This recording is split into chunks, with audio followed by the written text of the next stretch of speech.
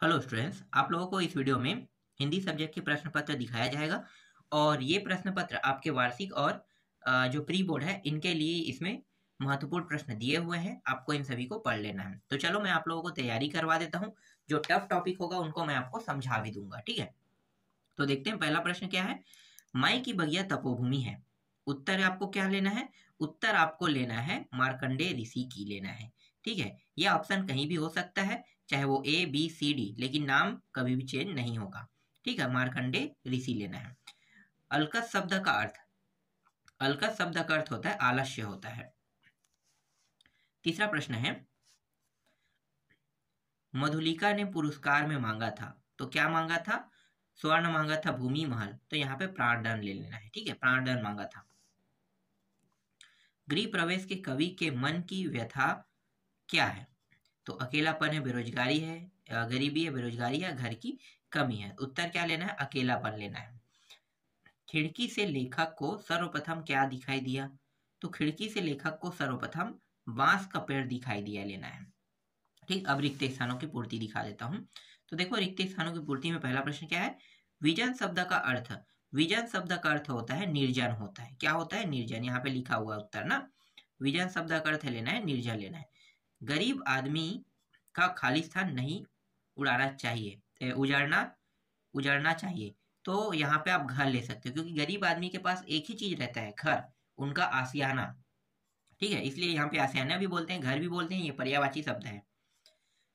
आगे देखो, घिसा की झोपड़ी खालिस्तान नदी के किनारे थी, तो यहाँ पे गंगा ले लेना है। शहीद वीर नारायण सिंह का जन्म 1795 में हुआ था। जीवन का झरना कविता के कवि जो है वो है आरसी प्रसाद, यहाँ पे लिखा भी है आरसी प्रसाद सी है, ठीक है। अब सही जोड़ी मिलाओ देख लेते हैं। सही जोड़ी मिलाओ में देवदास बंजारे जो है ये तो पंथी नृत्य का, तो यहाँ दिया है कि नहीं? हाँ दिया है, पंथी नृत्य। काव्य की शोभा बढ़ाने वाले तत्व को हम क्या कहते हैं? अलंकार कहते हैं। अलंकार देखो यहाँ पे दिया हुआ है। जेब कतरा जो है वो लघु कथा है, एक छोटा कथा है। और आम का जो बगीचा है ये अमराई, ठीक है। अमराई मतलब आम से संबंधित है। और कन्यादान ऋतुराज ने लिखा है। इसके बाद देखो 2 नंबर के प्रश्न देख लेते हैं। 2 नंबर के प्रश्न में देखो, मानसरोवर के कमल को स्वर्णिम कमल कहने का क्या आशा है? तो देखो इसे मैं थोड़ा समझा देता हूँ। मानसरोवर में मतलब जो सरोवर है या झील है, तालाब है, उसमें उगता क्या है? कमल, कमल उगता है। अब कमल के ऊपर जब सूर्य का प्रकाश पड़ेगा तो कमल कैसा दिखाई देने लगता है? सुनहरा दिखाई देने लगता है। इसी कारण ना, सुनहरा दिखाई देना है, इसी कारण उसे क्या कहते हैं? स्वर्णिम कमल कहा जाता है। समझ में आ गया? बहुत साधारण उत्तर है ये, ठीक है। इसको आपको ज्यादा दिमाग नहीं लगाना है और ज्यादा रटना भी नहीं है, बस इसको समझना है।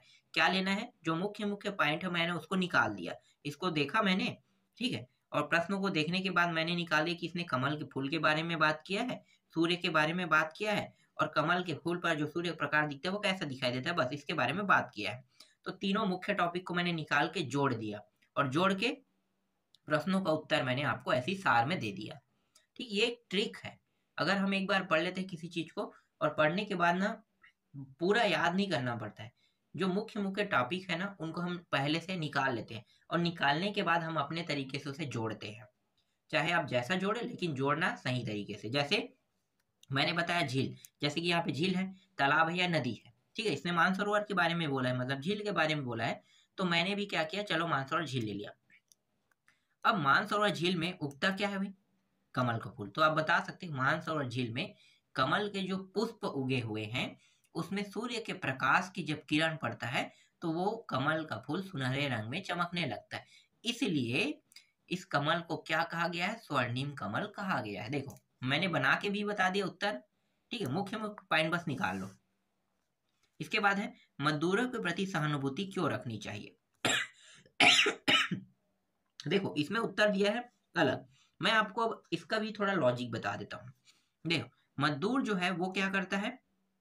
मजदूर जो है वो उत्पादन करता है, ठीक है। मजदूर क्या करता है? उत्पादन करता है। अब उत्पादन में कई चीजें हो सकती है, हो सकता है फैक्ट्री में सामानों का उत्पादन करता है, घर भी बनाता है, ठीक है, निर्माण भी करता है मजदूर। तो मजदूर जो है बहुत सारी चीजें करता है, पर उसके पास खुद का आशियाना अच्छे से नहीं रहता है।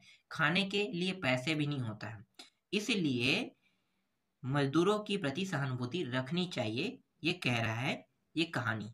ठीक है, चलो आगे देखते हैं। लड़की को दान देते समय माँ को अंतिम पूंजी देने जैसा क्यों हो रहा है?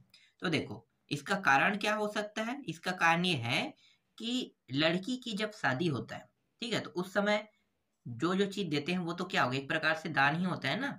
दहेज मतलब दान दे रहे हैं, अपने बेटी के साथ भेज देते हैं, तो वो जब तक अपने यहाँ है तब तक तो ठीक है, लेकिन जब दूसरे यहाँ जाएगा, ठीक है, तो दूसरे यहाँ जाएगा तो क्या हो जाएगा, अब भाई दूसरे यहाँ जाएगा तो अब तो उसके यहाँ नहीं आ सकता, इसलिए उसको दान देते हैं। तो दान देते समय माता पिता जो है वो रोने लगते हैं। अब उसे इसमें दान बताया है, जिसे दहेज हम कहते हैं, उसे इसे इसमें दान बता दिया है, ठीक है, बाकी वही चीज है।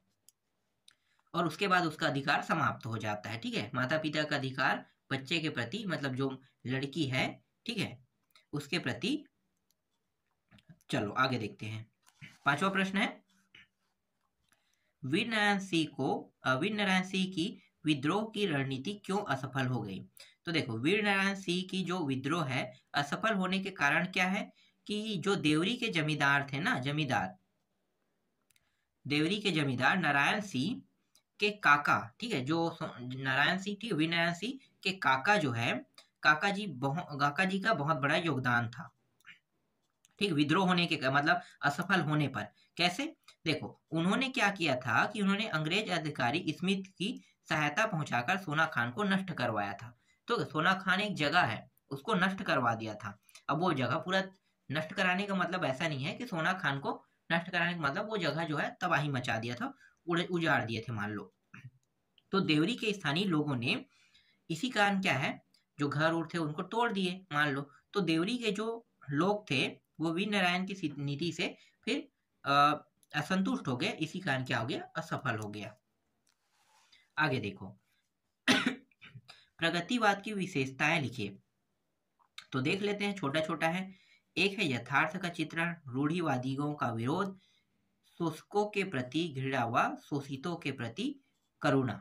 ठीक, 7वां देखते हैं। निम्नलिखित मुहावरों का अर्थ सहित वाक्यों में लिखिए। ईद का चांद होना, गागर में सागर भरना, भूकुटी चढ़ाना। ठीक है, तो यहाँ पे पहले देख लेते, ईद का चांद होना मतलब इसका अर्थ होता है बहुत समय बाद दिखाई देना।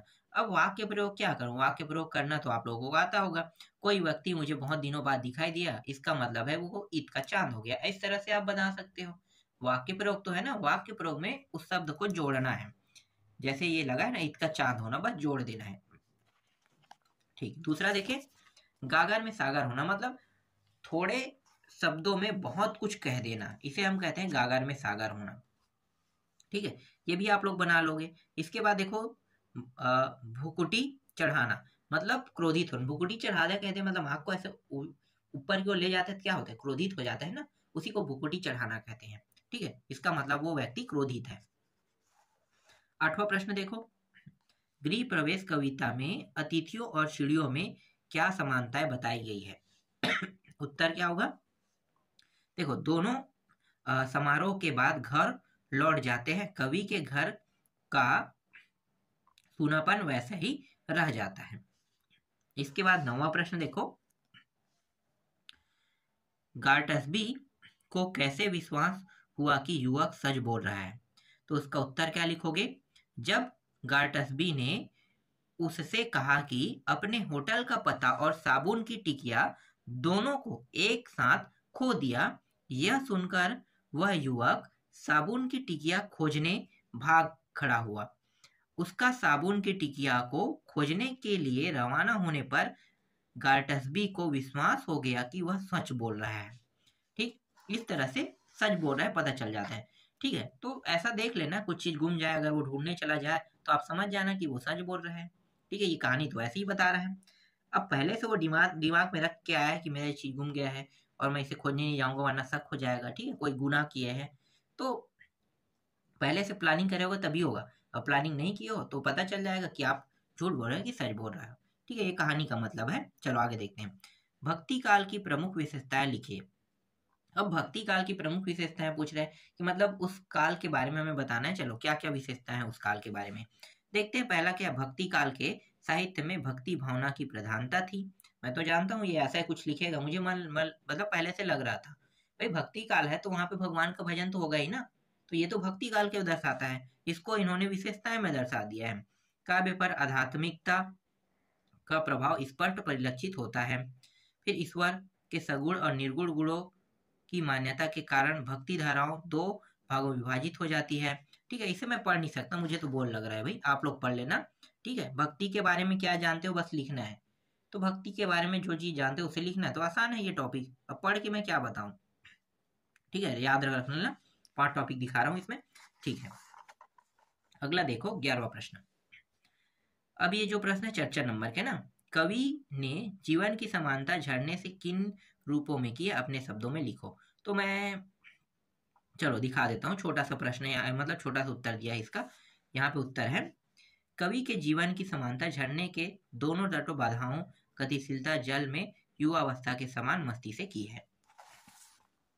अथवा प्रश्न भी दिया हुआ है, अथवा उत्तर बहुत बड़ा है तो मैं इसको पढ़ के अब नहीं बताऊंगा। बादल को घिरते देखा कविता के प्रमुख चित्रण को अपने शब्दों में लिखिए। ठीक है, बस उत्तर देख लो, ये रहा भाई उत्तर। आगे दिखाता हूँ, जेब कतरा। छोटे छोटे प्रश्न होंगे तो मजे भी आते हैं, उसे समझाने में मजा आता है। बड़े प्रश्नों को विस्तार से समझाने में समय बहुत लगता है और पढ़ने में सकता है, इसलिए मैं बड़े प्रश्नों को समझाने में वेस्ट नहीं करता हूँ टाइम। चलो आगे देखते हैं। जेब कतरा कहानी पढ़ने के बाद मन में कौन कौन से भाव जागृत होते हैं। जेब कतरा कहानी को पढ़कर यह भाव जागृत होता है कि माँ के प्रति भावना कितनी उदार हो जाती है, चाहे वह लेखक की माँ हो या जेब कतरे की माँ हो। जिंदगी भर है रोना धोना, आप इस कथन से सहमत है, असहमत होने के तर्क प्रस्तुत कीजिए। ठीक है, इसका उत्तर देख लो, छोटा छोटा प्रश्न है, अब क्या मैं इसको पढ़ के बताऊं। ठीक है, चलो 13वां देखो, ये है, मजदूर नहीं होते तो हमारी दुनिया के विकास कार्यों का क्या होता, कल्पना कर अपने शब्दों में लिखे। जो मैंने बताया ना वही सब चीज लिख देना। ठीक है, इससे पहले वाले मजदूर के बारे में सहानुभूति वाला है ना, तो मैंने वही टॉपिक आपको बताया था, वही उत्तर आएगा इसमें भी। साबुन की टिकिया वास्तव में किसकी थी और क्यों। अभी देखो जस्ट हम लोगों ने पढ़ा है ना साबुन की टिकिया के बारे में, तो बस साबुन की टिकिया के बारे में बोला है, तो ये साबुन की टिकिया वाली स्टोरी उसी का है। चलो आगे देखते हैं। इसके बाद देखो ये रहा 14वां प्रश्न। ठीक है, एक था पेड़ एक था ठूठ, पाठ के शीर्षक की सार्थकता स्पष्ट कीजिए। और अगला जो प्रश्न है इसमें दिया हुआ है, अथवा में कोठी में धान छलक जाए ये जिंदगी फिर चमक जाए, पंक्ति का अर्थ स्पष्ट कीजिए कह रहा है। ठीक है, यहाँ पे छोटा छोटा उत्तर दिया हुआ है। फिलहाल ये 4 नंबर का प्रश्न है, आपको बड़ा लिखना है भाई, यहाँ पे छोटा है। ठीक है, अपने की और गाइड का उपयोग कर लेना। 15वां प्रश्न देखो, ये पद्यांश है। ठीक है, तो ये सदियों की ठंडी बुझी राह सुख बुझा उठी। ठीक है, तो इसका संदर्भ व्याख्या बताना है आपको, तो यहाँ पे दिखा देता हूँ मैं संदर्भ व्याख्या, और ये रहा विशेष। ठीक है, ये टॉपिक आपको रखने लिखना है अगर ये आता है तो। इसके अलावा अथवा में कुछ इस प्रकार से प्रश्न आएगा, देखो, मुंह घुघुआ, इसके बाद बहुत सारा टॉपिक जो बीच में दिया उसको काट के भभक जाए लिख दिया है। ठीक है, अब इसका संदर्भ प्रसंग व्याख्या लिखना है, इसका उत्तर जो है वो कुछ इस प्रकार से है। 16वां प्रश्न जो है अपठित गद्यांश दिया हुआ है, तो ये देख लो, कला का कभी विभाजन नहीं हो सकता, फिर भी अभिव्यक्ति और अनुभूति की दृष्टि से कला के 2 स्थूल रूप है।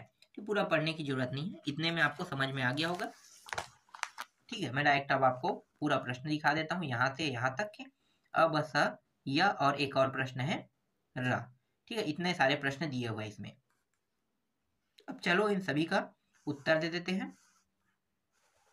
तो ये अ का उत्तर है, ब का उत्तर में सारांश लिखना है, स के उत्तर में कला के 2 स्थूलों के रूप को लिखना है। ठीक है, और द में ललित कलाओं के 5 प्रकार, य में ये और र में ये सब लिखना है। ठीक है, इसके बाद ये जो प्रश्न है 17वां, किसी विश्व प्राकृतिक स्थल विशेषता घटना मित्र को पत्र कह रहा है। ठीक है, ऐसे प्रश्न आते हैं। और सर्दी है इसलिए थोड़ा सा दिक्कत हो रहा है। ठीक है, वीडियो बनाने में भी प्रॉब्लम क्रिएट हो रहा है सर्दी की वजह, इसलिए फटाफट मैं आपको बता रहा हूँ। ठीक है, देखो, साला शुल्क माफ करने के लिए आर्थिक कारण बताते हुए अपने प्रचारकों का आवेदन पत्र, ये तो लिख लोगे, आवेदन पत्र है। और निबंध जो है ये है, 4 निबंध है, देख लो। छात्र जीवन, प्लास्टिक जीवन में खेलों में शिक्षित और मोबाइल फोन के बारे में यहाँ पे निबंध दिया हुआ है। तो ये इंपॉर्टेंट निबंध है। ठीक, तो जितने प्रश्न मैंने दिखाया है ये टोटल कुल मिला के 75 नंबर के हैं और सारे प्रश्नों का उत्तर भी मैंने आपको दे दिया।